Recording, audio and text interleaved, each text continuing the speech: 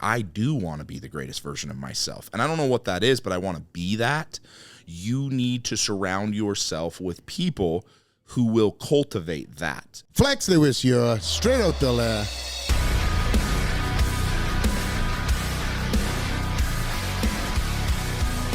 Hit that like button, Tyus. Let's go live. Let's go. Today's guest is a global television star that has transitioned his life into helping others. In this episode, we shed some tears over our journeys and celebrate human potential. We talk business, bodybuilding, family, his TV show, creating the life that you want, and being the greatest version of oneself. His message is infectious and his story is inspiring. Here's a podcast with the muscle, Keaton Hoskins. My man, Keaton, the muscle, Straight Outta The Lair. Welcome, my friend. Hey, I'm glad to be here. I don't know why it's taken so long, but I am glad to be here. Well, we kind of we had a void period, and I was like, oh, I may as well just have fucking muscle. Just an empty spot, and we were like, you know what? Let's just get him on. Last minute cancellation. It's like, oh, got him on the sofa. Yeah.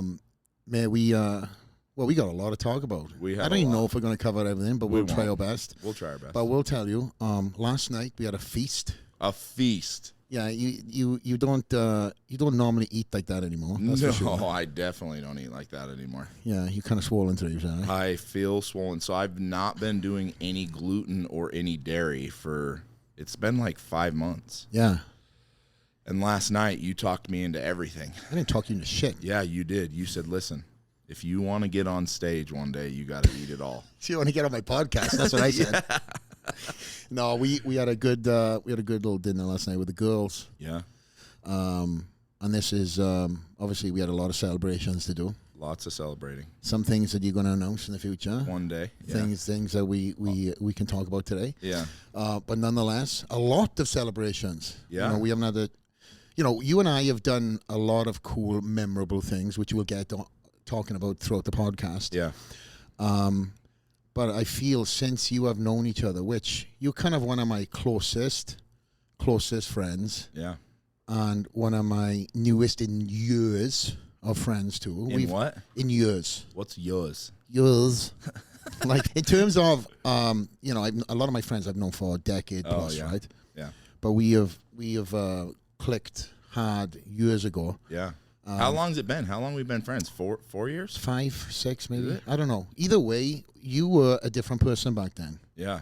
You were the muscle from the Diesel Brothers. That was it. And there's now a evolution of you and the brand, which I want to talk about. Yeah. But you were a character, and you were playing somebody that truly wasn't you. No. The character that you were isn't in any shape or form who you are in life. You're in fact, you're the complete opposite. You're funny is probably the only thing that correlates, right? Yeah. You being who you are on set, they've kept up, but then they wanted to play, you had to play the part. Yeah. How hard was it knowing that you were so much more when you were playing, the role that you were playing as the muscle on Diesel Brothers? I have a ton of gratitude for the chance that we had to play the role and to be on the TV show. We were, for a while, the #1 show on Discovery Channel, and we had all these cool opportunities, but nobody really saw who I was or knew anything about me other than I was just this big, dumb, quote-unquote parts guy on the TV show, right? And that wasn't necessarily hard to swallow because, whatever. You're on TV. It's fun. You have tons of cool opportunities. Diesel, Dave, and Heavy D are some of my best friends who, also very well. Shout out to the lads. Yeah. And that was always kind of whatever. But the hard part was people couldn't understand why I was successful, and they always attributed it to the show. And what most people don't know is that I never really made any money from the TV show. Most people don't know that. Now, that's not to say we didn't get paid, but because of the TV show, and for those of your listeners that don't know our TV show, it's essentially a diesel build show. Anything that has a diesel motor in it, we build. Well, in 2014 or 15, as the show really started to ramp up, the EPA came after us, and they sued us, essentially. because we were quote unquote famous and we were the face of, black smoke and blowing black smoke and yada, yada, yada. So we got sued and we lost, and I had to pay hundreds of thousands of dollars, almost the equivalent of anything I've ever made on TV.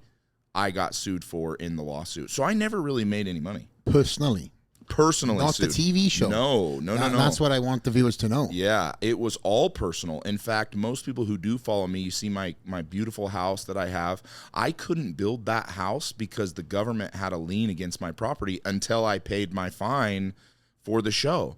So we had the show, we did the thing, and I got sued, and any money I ever would have made from the TV show, I lost in the lawsuit. So the hardest part, to answer your question, kind of circle back around, the hardest part, it was everybody thought all my success and all the money I'd ever made was from my TV show. They're like, oh, this guy's a dipshit. Oh, you're so lucky you have. But what most people don't know is that at the age of 21 till now, I'm 35. I've started 35 companies. I've always been an entrepreneur. In fact, Diesel Brothers, I helped start the company. I wasn't the parts guy. Now, that was one of the things I did while I was there. I got sponsored parts from vendors. But everything I had done up to this point, even today, if you go through and you read my posts, I always have one or two comments. Well, yeah, you're just lucky enough. You have a helicopter because you were on TV, and that has always been the hardest. And I don't really give a shit about what haters say. I really don't. But if I was to nail down what's difficult, it's that people don't understand the work it took to get to where I'm at, and they just automatically assume it was because I was on TV. Again, listen, I've seen that chapter of your life, and I came in not at the beginning, but I was there kind of mid end, and more the end, the transitional period. But to your point too, first thing I noticed when we started talking outside of the general friendship bodybuilding stuff was just how devoted you are to success, investing in relationships, people, businesses, and to see now these early conversations with certain people taking place years ago, and now for you to be doing businesses with these people, is incredible. And I still want to keep on the subject of Diesel Brothers, because that obviously is a massive chapter of your life. Yeah, absolutely. How many seasons were that? I think we did 8 total seasons, and the last season just finished airing like 6 to 8 months ago. Yeah. Just literally finished airing. And so we finished filming about 2 years ago, and the season aired, like I said, just finished airing about 6 to 8 months ago. And global. Yeah, oh yeah. Global So recognition. most people don't know Discovery Channel is the biggest network in the world. And not that it has the most views per se, but they have the most reach. And what's funny is we didn't realize how big they were when we signed on with them. But when we started getting followers from Germany and from Ireland and from America, all of that, like every different country, essentially it was like, holy shit, these guys are huge. And the reason that we started having the fans from all over the world is because every month Discovery opens up our show in a new country. Yeah. So yeah, dude, you'd be like, why are all my fans from Brazil looking up my Instagram right now? Oh, because it just aired in Brazil. Was it a country that you visited whilst doing Diesel Brothers that you were kind of like, holy shit, like, wow, we're huge here? Yeah, Mexico were really big because Dave and Dave speak Spanish. Okay. So with the Hispanic population, we're really, really big. And we do a lot for the Hispanic community, a lot. So we're really big there. But I didn't realize how big we were until one of probably like our third season. I went to Texas. And we get off of the airplane, and there was hundreds of fans there, and it was like, oh wow, this is real, you know. And so our biggest hub right now is Florida, Texas, and California. Domestic, even now, and so, dude, you don't really realize how big of a reach Discovery is until you do go somewhere and everybody notices you, and you're like, wow, we got a really cool show, you know. When is the moment that you realized like that you had something? Was it season 2, 3? No, So it's a time period it takes, it was right, for the air. season. It was season 1. It was the first episode. Wow. Which is crazy. So Discovery Channel called us right after the first episode. And they said, hey, we wanted to tell you guys, you are the #1 premiering TV show we've ever had. You had more people watch your premiere than we've ever had in the history of premieres. And Discovery's been around since, I don't know, the 60s. So literally, we all kind of sat together, and we're really good to reflect on the blessings that we have, right? Like we all sat together, Dave and I, and we were like, dude, what a blessing this is, right? Like this is unreal. And we were kind of in that like cloud 9, where after they called us, they told us what the ratings were, and then they told us that it was the biggest rating they had ever seen on a premiere TV show. We were like, dude, we have something really, really big. And from there, we just kind of rode the wave and did the craziest shit we could. And you did. We did. What was one of the craziest builds that you thought, oh, we're not going to pull this off? And you did. Dude, there's so many, but I will say this, and I'm not saying it just because you were there, but you remember FitCon. It's very hard not to forget that. Yeah. So we built 2 vehicles, one vehicle on top of the other, and then put them in a circle track. And then it just kind of spun in a circle and spun all over. That was insane. The engineering that went into that. And we don't have one engineer. Are you shitting? We have no engineers. Wow. We literally just have some guys that are willing to weld stuff, and we were just like, yeah, let's just try it. That, I think, is why it's so crazy that we were able to pull off what we were, because we really didn't have engineers putting things together. Like, dude, even that thought, you're like, that's a cool thought. We're probably going to need a whole team to put it together. Yeah. No. Dave was like, no, let's just start welding things and see what works. So how many people would you have? From first season to last season? How many people were helping you? So we had anywhere from, I would say, 7 to 20 guys that depending on the build. Yeah, depending on the build that were in and out. A lot of people wanted to be on TV, so they weren't the greatest employees. So we would bring them in, find out they sucked, and they sucked on TV. So of course they would go. You know, I didn't get no inquiries. No. But you're just waiting for me to replace. I was waiting for you to come in and replace all of us. Actually, Flex is here. Get out. So yeah, dude, we did all kinds of crazy. Dude, there was never a build that wasn't crazy. No. If anybody that's listening to this hasn't seen the show, go watch one episode and you'll see what I'm talking about. It was never like Pimp My Ride, where it was like, hey, another cool vehicle. It was with always a fish tank. Yeah, it was always out of this world crazy shit. Yeah, unbelievable. Yeah. So now the transition, you've done the 8 episodes. Where and what season were you kind of feeling like, okay, now I got to start focusing on my own endeavor, start breaking away a little bit and kind of getting into the things that you're doing right now, which obviously I want to speak about. Yeah. From the very beginning, dude, really? I literally, all I saw the TV show being was a catapult for me in all my other endeavors. I've never, ever put my eggs in one basket, and I've never been the person that will sell a ship with somebody else. I used to say this all the time. I would rather sink my ship by myself than I would sell with somebody else. I've always been that way. It's one of the reasons why I've always been an entrepreneur and why I've never worked, quote unquote, for somebody. And so when this happened, and even though it was fun with my friends, I used this as an opportunity to literally say, okay, what is this going to do for you in your businesses from here on out? You know? And talking about entrepreneurial sort of mindset and stuff like that, what was it that made you kind of go all in on Limitless? Limitless Society? Yes. So just a quick background, and you know this obviously, but the listeners don't. So from the age of 21 to today, I've started 35 companies. Most of those companies I've started with $0. I never had any money. My father died when I was 21, and it was like, hey, dude, you got to carry this, and you got to carry the family. So I just knew I had to be the one. I never had any money. I even remember I was a missionary from 19 to 21 when I got back. My dad died. I had $150 to my name. No money given to me. And I just said, you know what? You got to build something. I don't know what you're going to build. You got to build something. So I started building companies immediately. I didn't know what the hell I was doing. Had no idea what was going on. And I just said, you know what, you're going to build something, and it's hopefully going to change your life. So I started building companies, and about a year ago, I decided I didn't decide I was going to stop building companies, but I said I was going to start helping people change their life. And that's the whole thought process behind Limitless Society. So I got online, I got on my social media without even thinking. And I'm like, you know what? I want to make 10 people a millionaire. That's what I want to do.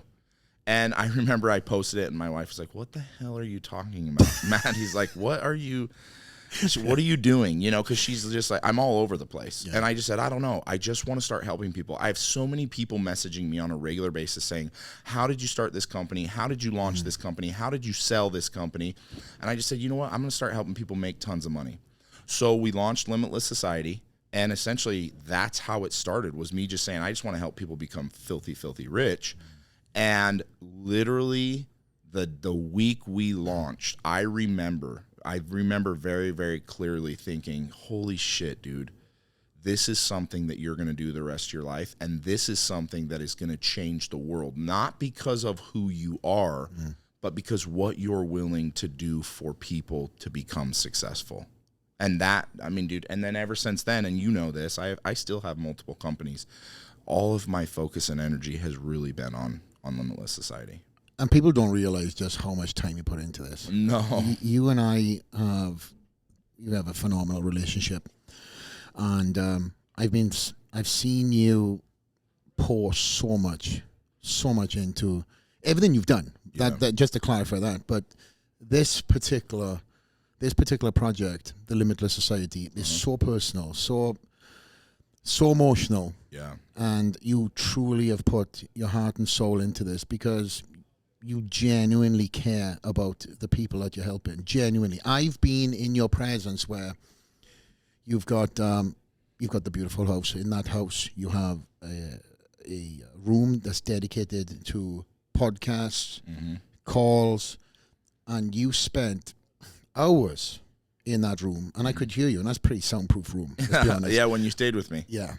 This is some time back. Yeah. I could hear you from that room, hyped. Yeah. Shouting, giving, like, the message of the day. You've got a incredible following. I've been very blessed to speak at one of your events. Yeah. Most recently. Yeah. Myself, Wes Watson, Brad Lee, Ed Milet, to name just a few. Yeah. And amongst many other names.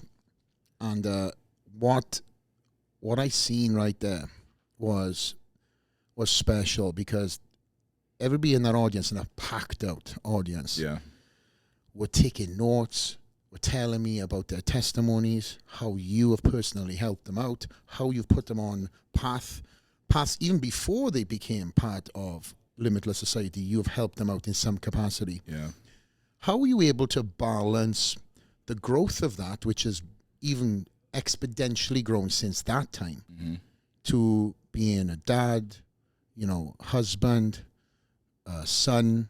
You do a damn good job of doing all them things, because you and I speak personally a lot. Yeah. We always are in each other's kind of, all over the stories, because I love the family element of what you bring. But how hard is it to balance that out? And then I still want to talk about Limitless Society. But again, you've done a phenomenal job of doing all the above. You know what? I made a decision a long time ago when my father passed away that I would always reflect upon death. And this will be a little bit deep. I don't know how deep your audience goes, but deep. Okay. Get the shovel. Yeah. So there's a most people know Marcus Aurelius and his writings, and it's considered to be Stoicism, if you haven't heard that. And one of the things that he teaches, one of the things he wrote in his journal that we now have, is he says that he reflected upon death twice a day, when he woke up and when he went to bed. And I started to study that thought process, and I actually realized why I was successful at such a young age. So I'm the oldest of 5 kids, and my father passed away when I was 21. He was 47 years old. And essentially passed on to me like, hey, dude, you're the one now. You got to be the one to take care of everybody. You got to take care of mom. You got to take care of the kids. I don't know if that was fair or not, but I don't also think his death was fair. So, I took that on my shoulders. But because of that, I was put into a perspective that changed my life. And that perspective was that I always consider death almost every single day. Every single day. I consider my own death and I consider the death of those around me. And sometimes I think people think of that in a dark way, but it's not dark. It's not at all. So the reason why it's so important to do this and why Marcus Aurelius even taught this, or I should say wrote it, is because what it does is it teaches you and puts you in a perspective to understand each situation the right way. So, for example, you and I are close. We're best friends. And you and I get in an argument, and you say something stupid, and I say something stupid, and then we break apart, and we don't talk for months and months and months, right? Like, let's just say that's a thing. And that happens a lot with people, in marriages and relationships. But if every day I sat just for a moment and said, what if your best friend Flex passed away tomorrow? Would you be okay with what you said? And would you be okay with you guys breaking apart? Or would you sit at his casket and feel regret? And when you think about things like that, it puts into a perspective what should be for every single person to make the right decision for the rest of your life. So for me, like looking at this and talking about balance, the reason I'm able to put all of this in, because, dude, I work 12 to 15 hours a day. And then I have gym time, and then I have wife time, and then I have 4 beautiful daughter time, and I have friend time. Now, I don't give balance in time. I give balance in energy, and the energy in which I put into everything is set because of the perspective in which I have. And that perspective is, Keaton, what if your children die tomorrow? What if your wife were to pass away tomorrow? What if you were to go tomorrow? And in that thought, I automatically make the right decision to give me the energy and balance that I need to put into every single one of them every single day. And you know this because you're just as busy as I am. When we spend time together, we're not on our phones. We're not thinking about what's going on. When we spend time together, we're all there. Right? Like, even when you came down to my house a few weeks ago and we went snowboarding, like, dude, I had 50 things going on that day, right? Yeah. But nothing else mattered because it was you and Allie and me and Maddie, and we had the most beautiful day ever, right? It was just great. Incredible.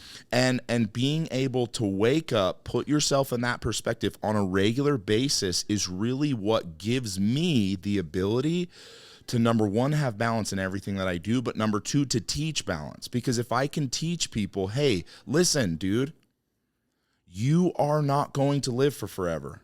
And those around you that you love the most are not going to live for forever. And forever, although sounds wonderful, that means that every one of us are mortal and we don't really know the time that we have left. So if that's the case, maybe we should live in the highest piece of perspective possible, saying, what if today is the last day? And in doing that, every single thing that you have in your life that is important, you'll find balance for, and everything that isn't, you'll just cut out. And if you do that, that's when your life actually really starts to change. That's one of the biggest things that I teach in Limitless Society, and that's one of the things I believe that is helping people change their life. And although it sounds a little bit like dark and dreary to say, hey, you should focus on death or think about death often, it doesn't actually put you in that perspective. It puts you in a much more beautiful perspective. And that perspective is how grateful I am for this moment that I have. Incredible. Even my producer in the back is just like, that's beautiful, man. I mean, I think about death a lot too. But I think a lot of my times is reflecting on, just like you said, words that weren't said. Yeah. Yeah, exactly.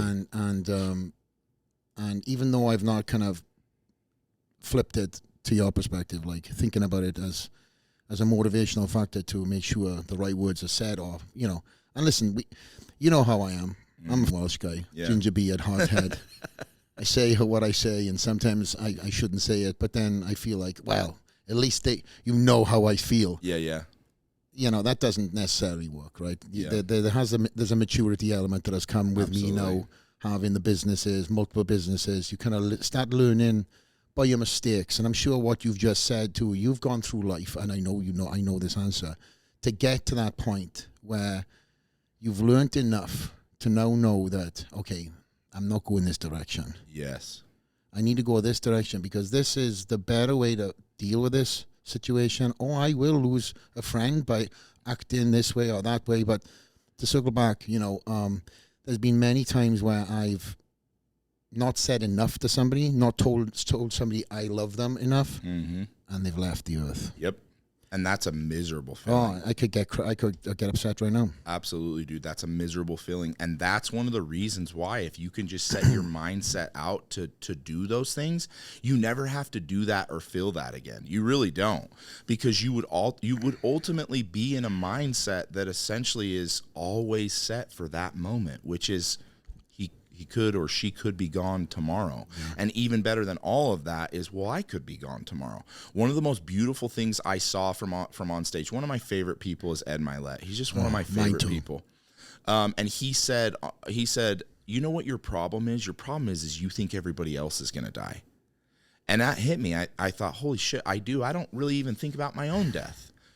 But if you put that in perspective and you say, okay, if I were to die tomorrow, am I set up essentially to be in the place that I would want for my family, my friends, my loved ones, everybody, to not have regret about our relationship and the things that we did and the things we spoke on and all of the wonderful things that we partook together, And again, that has just set me out in a perspective. And that's not to say I don't mess up. I mess up all the time. All the time. All the time. But I also we won't talk about it on the podcast. No. We're doing really well now, Keaton, okay? Yeah. We won't talk. But also that allows me to be in that perspective. I mean, dude, we say it. It's funny, dude. It's so funny how many people, if they listen to our conversations, would laugh. Like, who are these two big dudes that say I love you every time that they leave, right?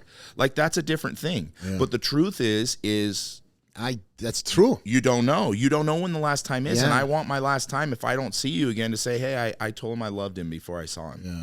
Yeah, I know. And that perspective, again, even saying I love you, I say it to all my friends. Yeah. Like you saw, even Ryan just left. I said, hey, love you, buddy. That is because the perspective. It's so easy to go, I'm too tough. I don't say I love you to my friends. Yeah. No, man. If I were to die tomorrow, I remember the last thing I said to you was, hey, man, I love you. Yeah, I've been doing that more and more the last couple of years. Obviously, we've both lost friends, mutual friends that I did say, thankfully, enough times to them. Yeah. But there's never enough, right? You always be like, that for sure. That one time. So, where was I going with this now? Dang, Keaton, you were talking about balance, essentially. Yeah, but you are again a very emotional person. I wanted to mention this, and there's been many times where you have got very emotional whilst podcasting, whilst talking to your clients, you and I done a Limitless Society, what would it be, like a big massive Zoom call? Is that what it would be? Yeah. So part of my coaching, when you join the program, is every Tuesday we do 2 calls, and it's a Zoom call where we interact, and I teach and I coach, and I, because I have so many great, wonderful, high celebrity, cool dude friends, right? I have them come on, and you came on one of the calls, but every week we do a call, and there's 2 calls. The first one is personal development, and then the second one is business development, because essentially you're never going to be successful until you yourself personally are successful. So that's what we focus on. But every week we do that call, and that's part of being in the group. But you were on the personal development call, I think. Yeah. And that was, it was, I don't know how many people were on that call, but there was a lot. Yeah, there's a lot of people. I mean, it was so many people on there that everybody was a small little square, tiny little square. But you could see everybody was so engaged, so interested in what we were saying. And I've seen many times where you have got off them calls. In fact, that particular time, when I jumped on, I came on like, hey, what's up, guys? And I look at you and your eyes are all red.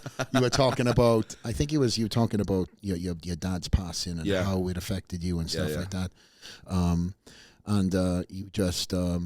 You just let it all out. Always. Dude, that's the best way to teach people is most people are not willing to do 3 things. They're not willing to be honest, vulnerable, and real. They're just not. Most people cover it up. And the true sign of health, like mental and emotional health, is to be willing to do those things. Because I don't care what you think about me. I'm a 300-pound guy that likes to get passionate and I cry. Okay, cool. Most people find some type of wall to throw up, and so they're never real. They lie about everything. They're never vulnerable. But those who are truly seeking progress in everything are those people that are willing to just throw themselves out there. Seeking progress. Yeah. I love it. Yeah. I did want to go back to one particular person who kind of hit me hard, and that's thanks to you. Ed Milet, you mentioned earlier. Mm-hmm. And, you had Ed Milet speak, I think it was either after me, because I was backstage and Ed Milet came back. He said, he was, I think, one or two after you. That was great, Flex. I was there, I was sitting at the back, and I was like, you was? Well, great, thank you. Whether he was gassing me up, I don't know. For sure. But either way, he actually did repeat something I said. So I was like, oh, you were listening. Yeah. I just caught the tail end. Yeah. But we then had the opportunity, along with some really close people who had the opportunity to come to the VIP. Yeah. Got to hear him speak at your house. Yeah. And that was impacting to me, because I was sitting on your sofa in an environment which was, I'm known to be in your house. I've been there many times. This is like, okay, this is your house. I'm relaxed. I'm like, and there's Ed Milet right in front of your fireplace, walking back and forth, preaching about being the one, being the generational person that changes everything. And that hit me hard. I mean, you see me, I got emotional. Yeah. Well, because you are the one, right? In your family. And dude, he's just so incredible listening to his message, and he's really clear with his message about how important it is to become the one. And the coolest thing in the whole entire world is it's a simple message, and is this: we are passed down generational trauma and generational frustrations and generational. I mean, I even say before me, my dad was not very wealthy, and before him, his dad wasn't wealthy, and before him, his dad was poor, and his dad was poor, and his dad was poor. But with me, it stopped. And the reason that it stopped was because I made the decision that generational trauma was going to stop with me, and that moving forward, my lineage was going to change because of my decisions. And the reason why you ring so true with that is because that was you for your family. Right? Like, look at where we're at. Look at all of these accomplishments. Look at how much money you've made and how much success you've had and how many lives you've changed. And where did you come from? You've already told me the house you grew up in. You already told me your grandparents and your great-grandparents. It all stopped with you. The reason that it struck a chord with you was because you are the one that he speaks of. And he even said that there that night. He literally looked at me and you and Heavy D and Rob Bailey and said, you are the one that changed everything for your lineage. And you know what the coolest thing is and why you got emotional? Because it wasn't about you. It was about your children. Because your son and your daughter's lives are only changed because you made a decision to change it. Don't get me upset now. Look at him. Well, that's what it is, dude. You talk about things that are passionate. That's what you do. And so that's why you get there, because the truth is, you want to talk about something powerful? Let me tell you what's powerful. Flex Lewis made a decision one day, and he changed his life, and now his children's lives are forever changed. Keep talking, because I don't want the camera on me right now. We will make sure the camera's on him. Because there's a lot of struggle, man. You know the struggles. Absolutely. Both of us had a lot of struggles. We did, dude. We didn't come from nothing. No, absolutely not. Dude, my dad died and left us with nothing, and not by choice. He was sick.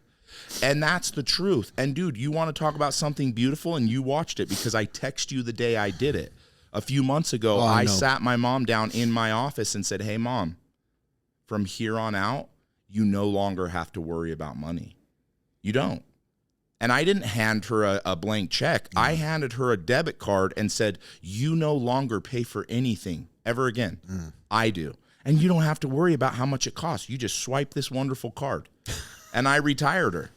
And because of the decisions that I made, like Ed talks about, I changed not only my lineage, but my heritage, my mom, and my children, and my siblings. You know, when my youngest sibling, she's the only girl in our family, when she wanted to buy her first house, Man, now I'm gonna get emotional. When she wanted to buy her first house, my mom called me, and and she said, "Hey, I just wanted to let you know, I'm not asking you, but your youngest sister, she needs help putting a deposit on her house." I said, "Awesome, love you, Mom." Hung the phone up. I wired my sister's husband the money immediately. And I think I don't even remember what it was, 10, 20, 30 grand. It was it wasn't a huge amount. And my my sister's husband messaged me and was like, "What the?" And I was like, I wanted to be the one to help you guys get into your first house." And my sister messaged me in tears, and she said, "I can't believe you did that." And I said, "Sis, that's not really from me. That's from Dad." And she said, "Well, we'll pay you back." I said, "No, you don't have to pay me back. That's a gift." And the reason why it was so wonderful for me was because, again, when I was 21 and my dad passed away, I chose to be the one that Ed Milet now talks about. And the one is the one that changes everything for his family, for his generations before him and the generations after him. And it actually came to fruition when I paid for my sister's house, when I retired my mom, when, my daughters have everything that they want, everything. When my wife gets to stay home and take care of our children and never have to worry about where money's going to come from. Because I chose to be that person years and years and years ago. Now those who I love most are most affected. And the reason that you stood or sat in my living room and listened to that about Ed Milet, and then have him say in such powerful words, "Be the one," and then look at you like Flex, like Keaton, like Rob, like that. This, yeah. Oh yeah, dude, it hits you. And then you set back maybe for the first time in your life, and you're like, "Holy shit. I am the one. You're right. Where did I come from?" Yeah. And now you think about where you came from, and it was from nothing. And you chose somewhere on the line of nothing to say, "I will no longer pass this down to my family. I will change my son's life and my daughter's life." And they will know too. And I know that about you too. Your daughters are, they're beautiful, man. Inside out, just so caring. You've done a great job. Thank you. And Maddie too. Sorry, Maddie. Yeah, shout out to Maddie. Shout out to Maddie. She has to put up with me. She'll kick my ass if I don't mention her. And you've lucked out with her too, man. Absolutely. Oh my gosh. Absolutely. We both have lucked out with our incredible wives. Parked it way out of the park. Oh, speak for yourself. Look at this face. Anyways, but with what I was saying about your daughters, you have raised incredibly well-mannered, just scholars. Yeah. And they're so polite. I mean, we've been on vacations. We've done the family vacations. We've done a lot, yeah. Yeah, we've done a lot. We went to St. George with all the families. And your daughters took to mine like, man, amazing. Yeah. Maddie was actually pregnant back then too. Yeah. And they looked after Adi.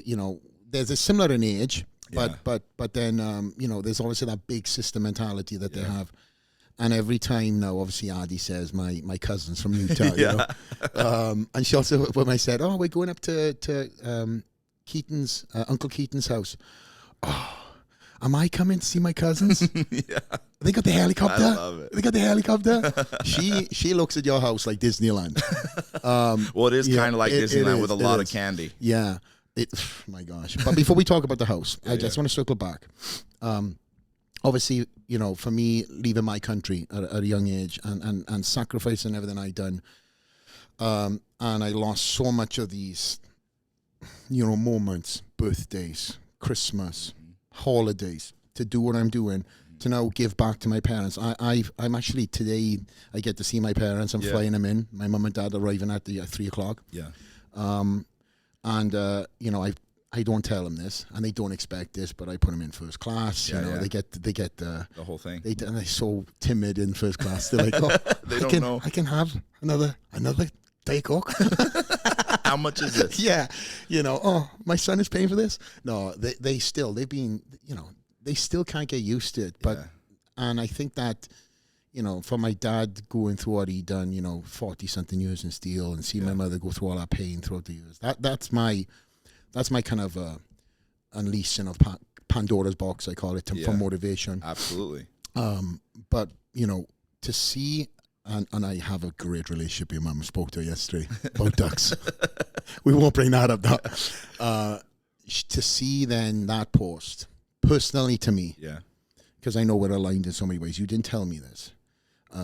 But to see that post and know you were doing, you know, you were going to do it eventually because you spoke about it. Yeah.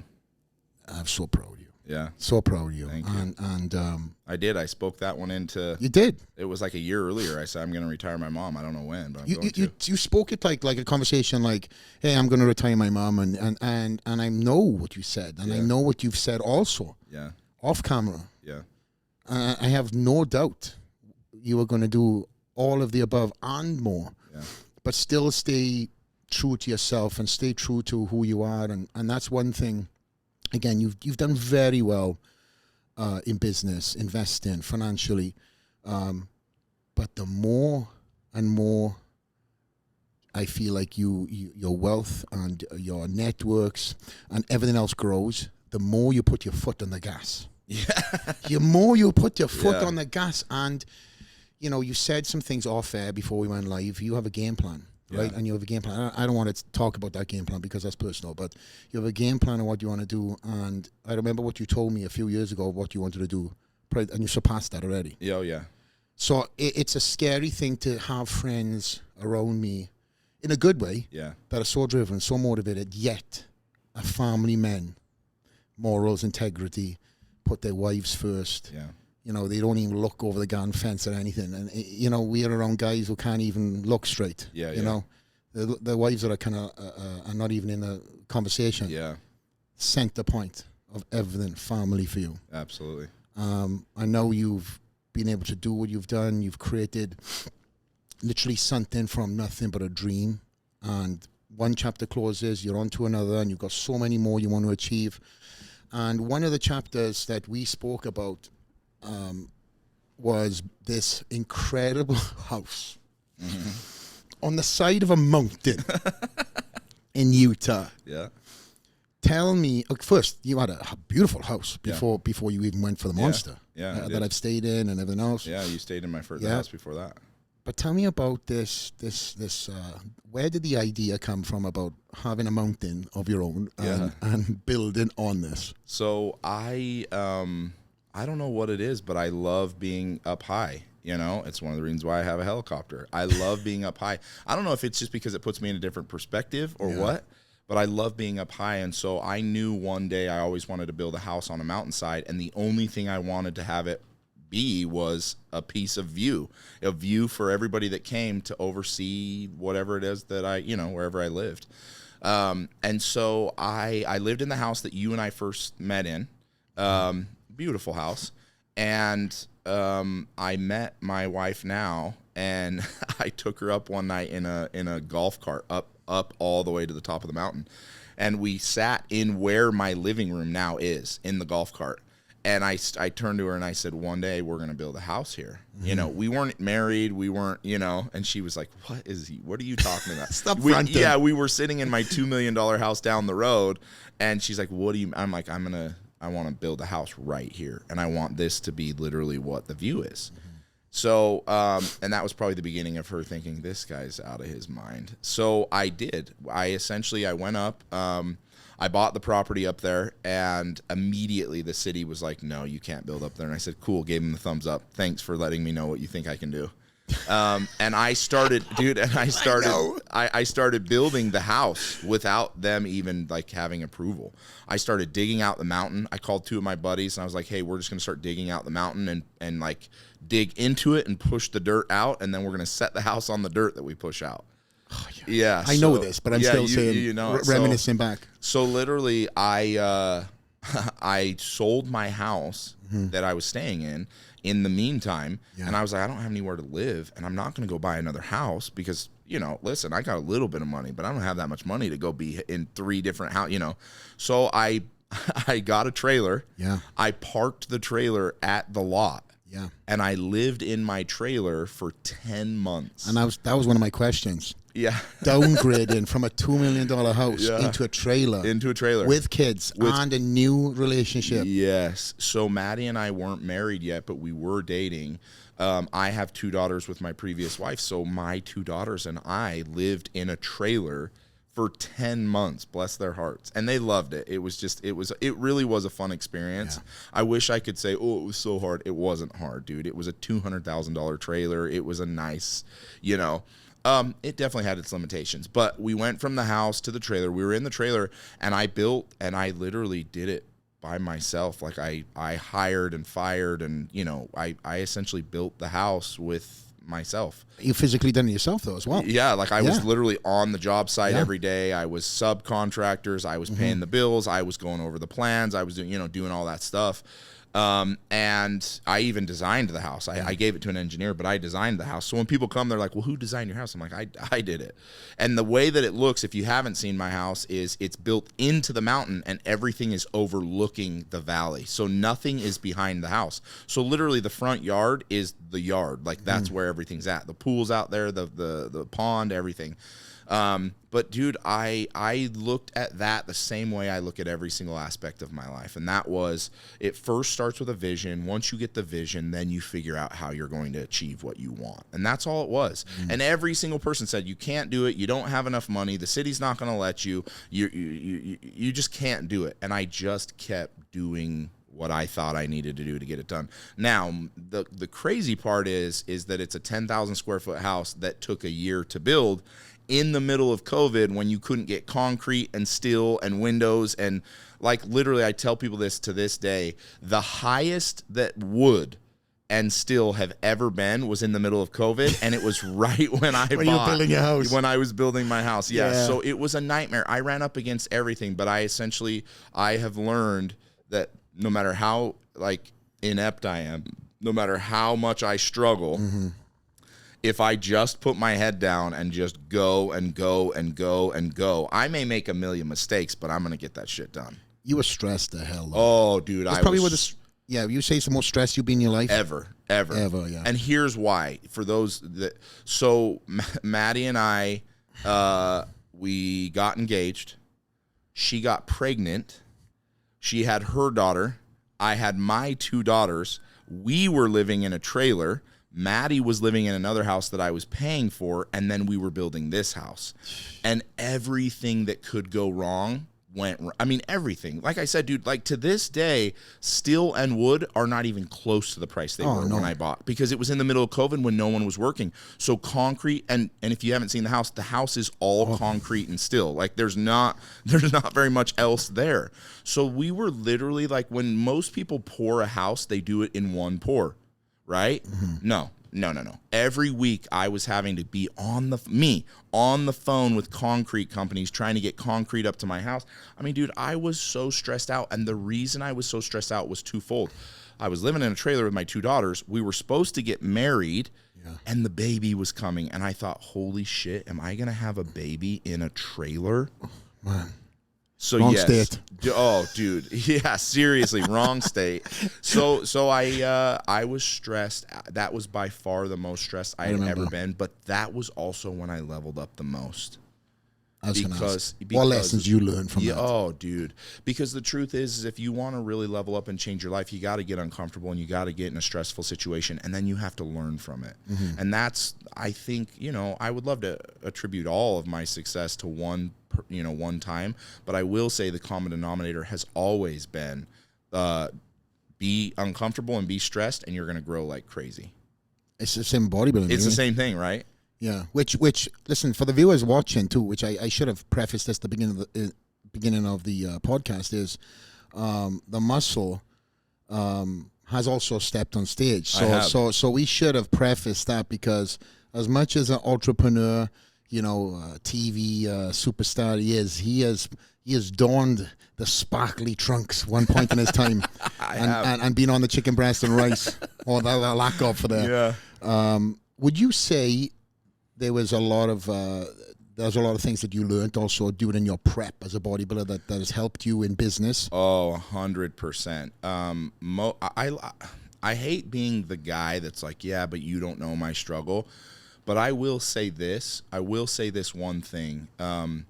My genetics, plain and simple, said you're not ever supposed to get on stage. My genetics are to just be big and fat. That's what my genetics are. And for me to get on stage, and this is not to toot my own horn, the hardest thing I've ever done physically and mentally was to get on stage. Even to this point in my life, I set out to do it. I was 300 pounds. I've always been a power lifter. I've always been big. I've been a football player. But to get in that kind of shape took something that I didn't think that I even had. I essentially started prepping 10 months out. And it took all of 10 months to get to where I mean, and my 10 months out was your 2 weeks out.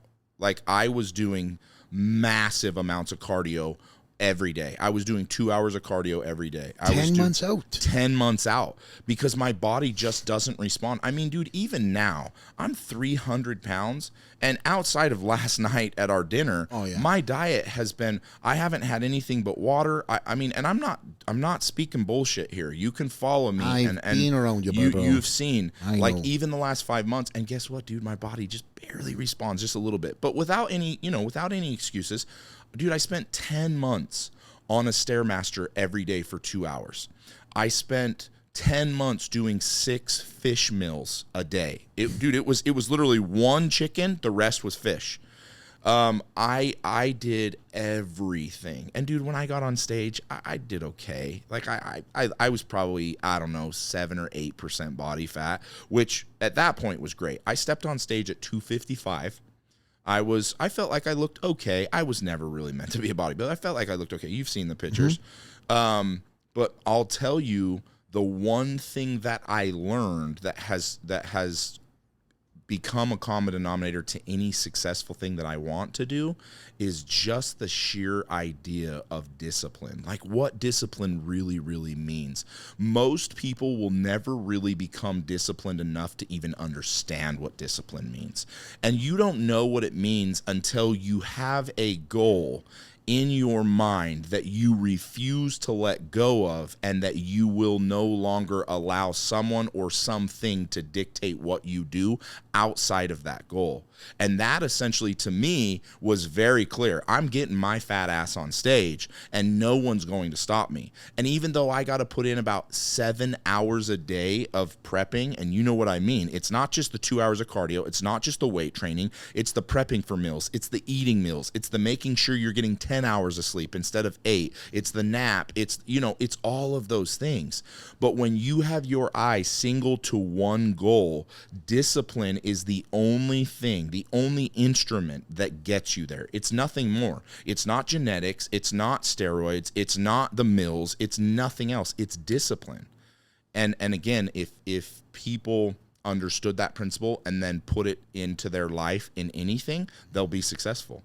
And I learned that key piece from my bodybuilding when I actually stepped on stage. And it was one show and done, right? One show and done, yeah. It was a bucket list tick. It absolutely was. Well, what happened was I actually got off stage, and I went back and I just fell on my knees and I cried.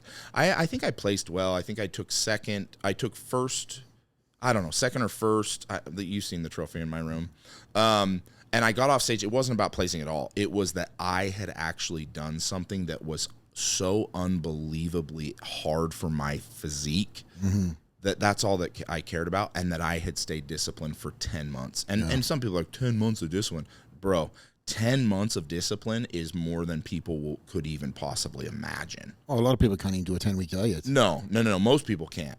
And that's why it's like, dude, if you really just shut up and put 6 months into your life with discipline, every single piece of your life would change. Everything. Game changer. Everything. But people don't do it. They see the Diet Coke and they go, I want to have that. They see the dessert, I want to have that. Yeah, and they also see then success as X. He only X. She only because. Yeah. Daddy give him. Yeah. And they don't care to learn the story. They don't care to want to know the story. No. Unfortunately, there's too many, he only looks like that because in this sport. I would be able to do it if I, Yeah. Yeah. And, you look at the recurring stories that are being, spat out. Nobody is elevated at any degree. Nobody wants to elevate. They actually complain that life sucks, but nobody wants to make that first footstep onto the, on the first peg of the ladder. Yeah. And it's sad to see so many people go through life that hate on other people when they could be a beacon of light for, again, their next generation, for their kids. Lead from the front, by example, for their friends. In fact, my love right now is trying to educate so many of my core bodybuilder circle of friends. And, my circle is so different. It's so vast. But the ones that truly I pour into, I genuinely help them with investments, tell them what they should look into, shouldn't do.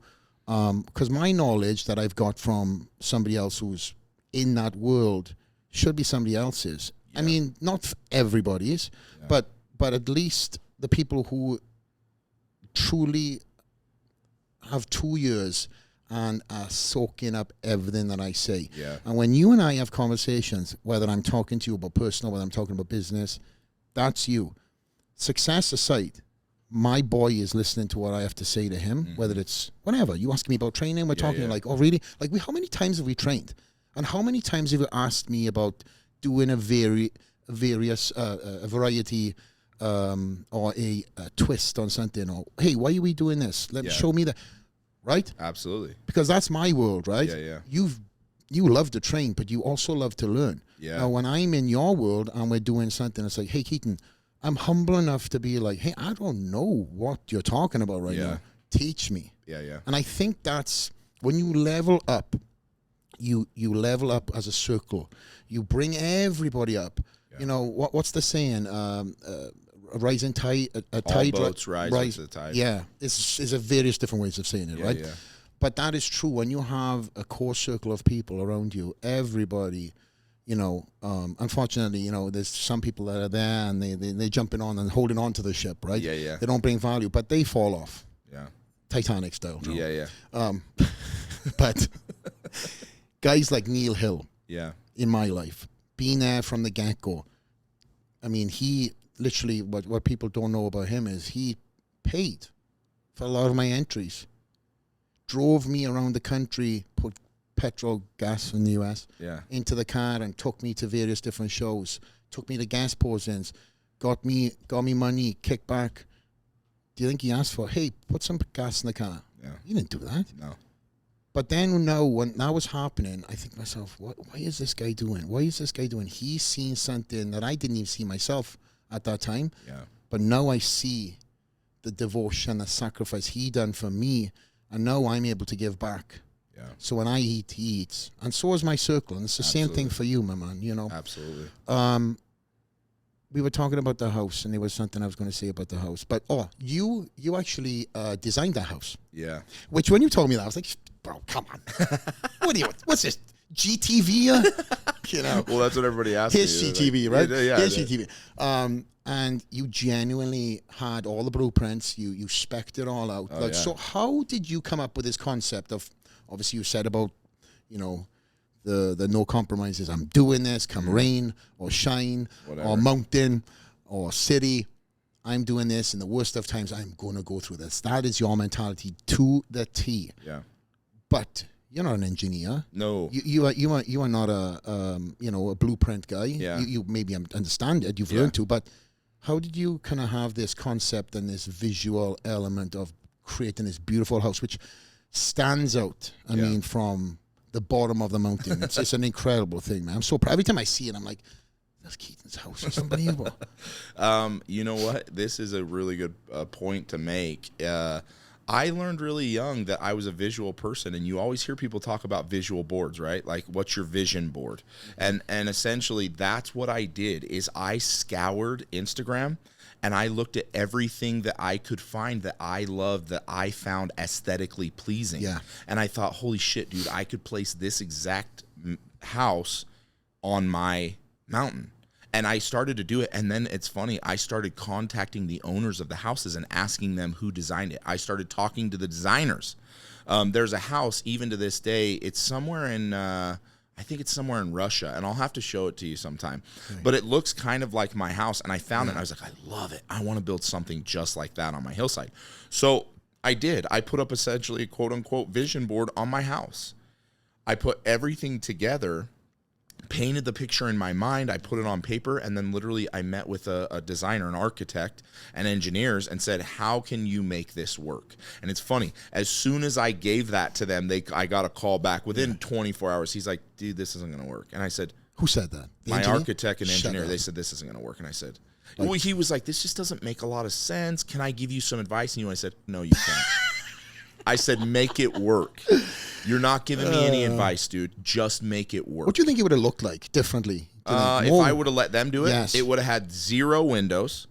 Like the way he was like, well, we can't put 15-foot doors that slide open. And I said, well, you can't, but I can. Yeah, that is the house. That's exactly what I said. I said, dude, I want everything windows. And he's like, well, if we do windows, you got to have, and they're thinking of codes and they're thinking of all this. So I do understand. But I said, listen, dude, I get it, but I didn't bring this to you so you could tell me it's not going to work. I brought it to you and said, how do you make it work? Otherwise, I'll find somebody else. So I handed it to him, and then he came back to me with the first layout, and I was like, you know what? We're close here, but that ain't it, man. We got to make some changes, So we did, and we went back and forth for a while, and in the meantime, I'm already, like, building. Like, I'm laying out the foundation. I'm doing all kinds of stuff. Before you signed off on the blueprint? Yes. Yeah. Because I'm digging where the garage is going to be. I'm digging where the living room's going to be. I'm laying out, the map of, and finally we get the blueprint. Finally the city, like it took, I don't know how long it took the city to sign off. They didn't want to sign off. And then we start building. That's incredible. I was there last. For everybody who is listening that is from Utah and who knows of Keaton's house. I had the incredible opportunity to be there on Record Snow Day. A record snow day. Record Snow Day. And how many feet fell in one day? Oh, it was like 5 feet or something. I mean, it was unreal. So I was, I retired, and in my contracts, as most people know, you can't do anything wild, right? So snowboarding is literally listed in a few of my contracts. So even if I was seen on, I mean, listen, I get paid very well with the contracts, and some of the contracts I'm no longer with, but in print, snowboarding is mentioned along with motocross and other things. I don't know what these other guys doing, but back when I was doing my contracts, I was listed. And as soon as I retired, I was like, we got to go snowboarding. And I said this in passing. I think my wife said something in passing to you or whatever, but obviously Keaton and my wife and Maddie have their own incredible relationship, Sometimes I'm the butt of the joke of all three of them with the Conor McGregor, that bullshit they keep on talking shit on me about, and Lord of the Rings jokes. But we all, or shall I say, my wife spoke to Keaton and said, "Listen, we're going snowboarding, and we're taking flats, I thought we're taking him. We can't leave him home." Yeah. So I go up there and you laid out everything. It was like I went on vacation. Yeah. I love you for that. We went and picked up the snowboard. Your feet didn't fit. Look, as everybody knows, I can't even tie my own shoes because my feet are so hobbit and wide. So I put my feet in these snowboard boots, and I was like, oh yeah, they fit. They fit. Well, it must have been cold because your feet hadn't swelled up yet. Well, we got up that next morning and we left the snowboards and the boots in the bed of the truck. That's Record right. snow. There was all snow in my boots. Yeah. We didn't expect to have that much snow. No.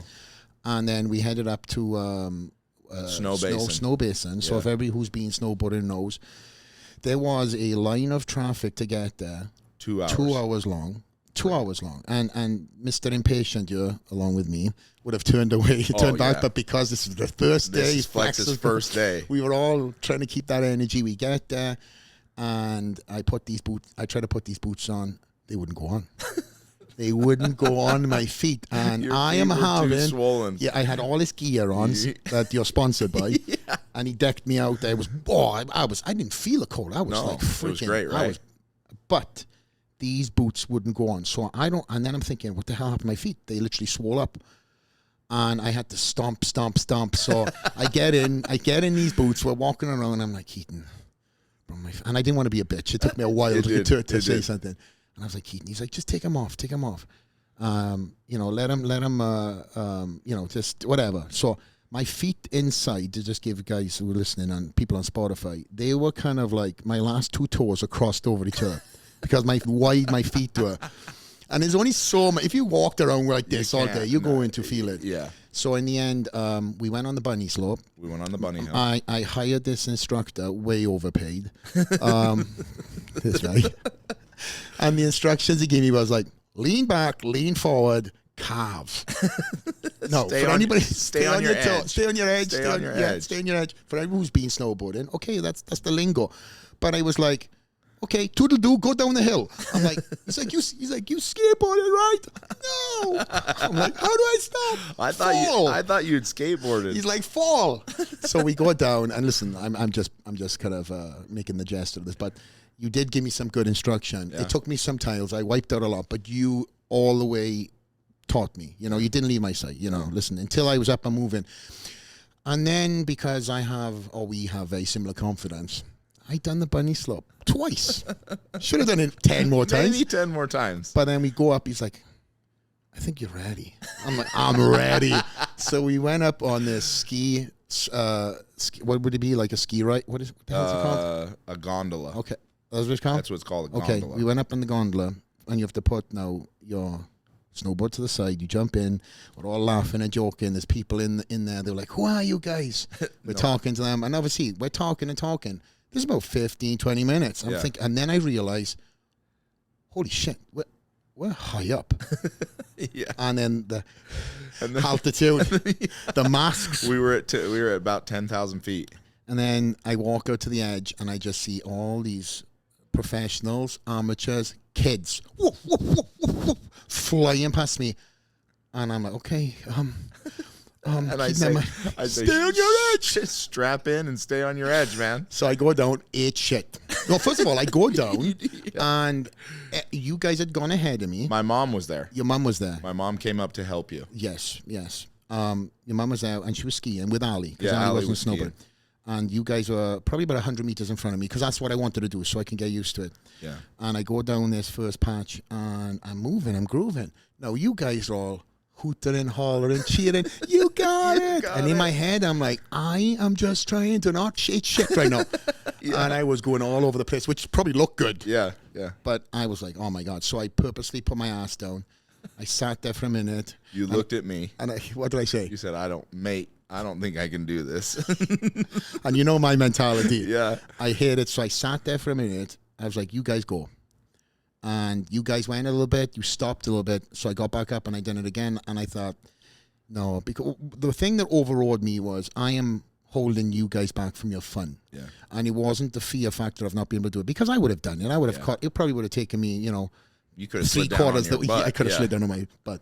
But it would have probably taken me, 3/4 of the way to finally get used to it. Yeah. But what I done was I took my board off and I walked up this hill in this fresh snow, which was past my calves. At 10,000 feet. And everybody was flying past me. There was a blizzard in my face. So I was literally sidestepping all these people. Yeah. And I get up and I am short of breath. You guys had gone. We were down at the bottom. And I caught that gondola all the way down. I fell asleep. Fight or flight. I thought I was going to die. And I got to the bottom. I was like, okay, I sat there. And for everyone who can remember looking back at this, I was posting photos around the fire. Uh-huh. And then I started doing what I normally do. I don't know. You'll have to blank these words out, Tyres. I was like, oh, he's rolling his eyes. I was like, Flex, you pussy. You pussy. Yeah. You come all the way out here, and this is what you're going to do. Yeah. And this is how I do it. This is what I do to myself. I do it in the gym. I do it in life. And I was like, no. So I got up. I went on the bunny slope. And I went down, and I went down, and I went down. And then when you guys, you finally came down the hill, because it was a while. I probably went on the bunny slope 3 times. Oh, yeah. And the gondola. Yeah. I'd got it down. I got it down. So then we all went up on the bunny slope, because I was all excited to show you. And you were like, oh, good. I was like, okay, we're done. Let's get out of here. Let's end on this note. Get this video. Let's get out of here. And then the funniest thing was, when we went to leave, we kind of semi-illegally parked. Yeah, very illegally. And the snow had caused a bank around the truck. Yeah. So all these fans seen Keaton And we walked back to his truck, and they were like, Stuck in "Oh my my truck. God, this is the Diesel, but can I get photos? Can I get photos?" And then we were stuck in the truck, Yeah. and an electric car pulled us out. Oh, it was my the God. worst. It was the worst. It couldn't have been any worse. The guy was so... it was an electric truck. It was an electric truck. And Yeah. he was like, I have waited for this moment my whole life. Bro, he knew you as a big fan. Yeah. And then when you went up to him and said, "Hey, bro, you got some ropes?" It was just like somebody said to him, "Santa is real." He was like, "This is my time. This is it. I have more than ropes." He rolled out 13 sets of ropes Oh my and God. clips. And he was like, I got you. I got you. Me and my electric truck. And then he hooked up, Yeah. pulled me. I mean, we only had to go like No, 3 inches. it It, was wasn't not very even. far. Yeah. And it was the best day of his life. Oh man, he's probably still telling his grandkids. Okay, yeah. I pulled the Diesel Brothers out of the snow in their big bad truck. I just had to mention that. Oh, yeah. It was fun. And then we had a fantastic weekend, and then we celebrated a little bit at night, put some dance moves together. Yeah, we did do some dancing. You and I don't do much of that, so it was good to let loose. We and have let some loose fun. and had a fun time. We did. I'm very proud of you, Matt. I am. You've got some incredible people around you. Just prior to even walking in and Standards podcast, Ryan Flint was here that you guys played football with. He's doing incredible things in business. You were doing incredible things in business. You've introduced me to so many people who have been with you since you were in school, and as I said, rising the tide and the ships. Yeah. You've done a lot of different things for a lot of different people, and you've truly seen the best of people when they've seen the worst of themselves, and you've made sure it's like, hey, listen, I can see it in you. Stop your moaning. Okay, give me a hug, cry, enough now, move on. Yeah. And you've introduced me to these people, and whether they're multimillionaires or they're on their way to doing something or they're on their way to being a better dad. I think that's one of the things with you is you give so much of yourself to a lot of people because you genuinely want to see the best. Absolutely. And, every event that I've done, you have a mixture of so many people from your childhood friends that are there, all the way to these billionaires. Yeah. And they're all in the room and everybody is vibing because they know you have brought people together. Yeah. You've done an incredible thing, my man. Thanks, It's great to see. It's I great to appreciate see. it. That's really I think what's left for me on this earth, man, is to help people see their own value and help them add value to one another and connect them. That's the whole reason why Limitless, I think, is becoming so successful and being able to connect people in their right, whatever that is, And then the only thing left is to teach someone how to become the greatest version of themselves. And as soon as I can teach or figure out how to teach that just as effectively as possible, that will be all that's left. What, in parting on the podcast, which I want to do a part 2 because there's a lot of things that are going on right now, but we'll do it in the new studio. Yeah. Is there anything that, well, let me ask you this then before we sign off. Mm-hmm. For somebody who's listening to this now, that is taking notes, maybe they're like, wow, that's me. What would be your advice to them, or what would you say to your Limitless Society in terms of just realizing that this person that was listening to this podcast, maybe they've realized this themselves, but today is the day to change their life. Peg 1. What would be that first piece of advice for them to truly see their best version of themselves, chase that greatness that they know they can achieve? I would be really, really simple with every message now that I share with people, and that's this. We really do have one life. And, we talked about this. If you focus on or think about that you are going to die, and that in 100 years from now, no one will remember your name. So really all the bullshit you think matters doesn't really matter. What you should be chasing is the greatest version of yourself. I don't know if I believe that heaven and hell is as descriptive as we give it. I think it's much more simple than that. I think one day when we do die, we're going to face our greatest version, and it will either be heaven when we look them in the eyes, or it will be hell when we realize that they're not the person that we are.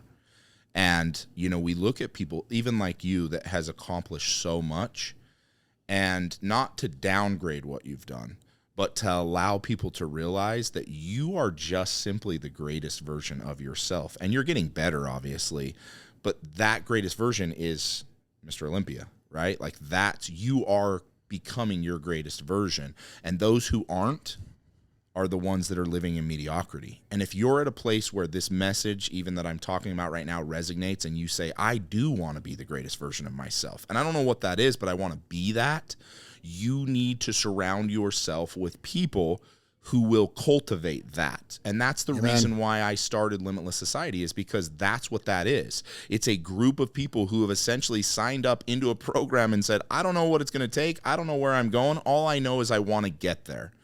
And that essentially is the beginning. That's the very beginning. And from there, you realize there's tools and methods and programs and systems and mentors that can help you become the greatest version of you. And the reason why that's so important is because that's where peace and happiness lies, is becoming the greatest version of yourself. There is no outside influence or circumstance that will ever change the way I feel, because who I am right now is just becoming the greatest version of me. And in that's what I hope for everybody. That's my prayer. That's my wish. That's what I'm doing now, is spreading that all around the world. You need to become the greatest version of yourself, not just because of you, but because of your family, and everybody else needs that. The greatest version is yet to come for us both, my friend. Absolutely. And with that said, if there's anything else to say. Oh, you know what? If people are interested, if you're interested in joining Limitless Society, absolutely, it's just limitlesssociety.com. Is there anything you want to say and part into the viewers? Anything you want to? Is any events coming up? No, not yet. I will have a really big event. I always want to say thank you to you. I love you. Love you too. There's big things coming very soon for Limitless Society. I can't announce yet. I might be a little privy to some of the things happening, but there's some big things, and there's tons of value to it. So again, if the message obviously that we've talked about today resonates, you need to get your ass. Well, here's the thing. I'm not even pitching my own group. I'm pitching any group, any guru, any mentor that you look at their life and you want that life, you should pay them to coach you. And I say that even for you. Like, if I looked at you and I wanted to be Mr. Olympia, then I would do whatever I had to talk with you and Ronnie Coleman and Jay Cutler, all of these people who have essentially done what I want to do. That's what Limitless is. It's just, if you look at my life and that's what you want, then let me show you how to get it. And what is the website? They can find limitlesssociety.com. Really simple. Okay. And the next event, roughly? September is going to be a next event in Utah. Okay. And in our events, they are unreal. And I wish I could say the people that are coming, but I will be able to announce that very soon. Very soon. So keep on checking out the podcast. Follow my boy, if you don't already, The Muscle on Instagram. Yep. Right? Or is it underscore? It's _muscle. Yes. Yeah. Well, my man, I'm so happy we're able to pull this off. You are now literally about to jump on the heli. Yep. Get my heli and fly home. Fly home and do a little pit stop somewhere, a little business, and head on home after. See the beautiful kids. And right behind the doors right here, I know we have the crew that's waiting with their suitcases. Ready to go. Ready to go. But they've had a workout. You and I have been just working our mouths, But nonetheless, my friend, it's been an absolute pleasure. Yeah, absolutely. We have so much more to talk about. I think we've obviously, as per usual, we've only skimmed through the surface. Yep. And, just so easy, my man. We've just talked for how long? 90 minutes? Hour and 20 minutes. We crushed it. Yeah. I hope that all the viewers who are listening on Spotify, all the viewers who are listening in various different platforms and watching on YouTube truly get something from this, as much as I have, because again, I've seen the journey. It's a mindset change. Nothing that needs to be put in financially. The biggest investment is you and your time and doing it on what you should be investing in. The time is the biggest source that you cannot get back. And there's regret that I've had that I wasted time on too many different things, the wrong things and the wrong people. Start realizing what you want from life. Start prioritizing what you want to get from it.